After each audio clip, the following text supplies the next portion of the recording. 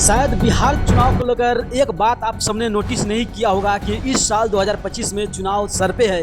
मगर ये सबसे बड़ी बात ये है कि भाई सबसे चर्चा और परिचर्चा किस नेता का चल रहा है, किसका पार्टी का चल रहा है। आपको मैं बता दूं दोस्तों, यानी कि देखो बिहार में दो ही नाम चल रहा है। सबसे पहले तो प्रशांत किशोर और दूसरा में वीआईपी पार्टी यानी कि मुकेश सहनी।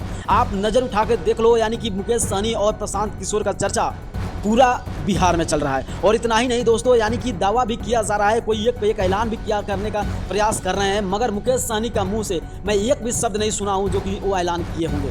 दोस्तों प्रशांत किशोर जी बोल रहे हैं कि हम आपका लड़का को बोर्डिंग में पढ़ाएंगे, भाता देंगे। अगर आप सोचो, यानी कि बिहार में 25 क्या है और उसमें आप सबको भाता देने का प्रयास करेंगे, आपको सबको स्कूल में शिक्षा देने का प्रयास करेंगे। आपके पास बजट कितना आएगा? आपके पास कितना बजट आएगा जो आप इतना कर पाओगे?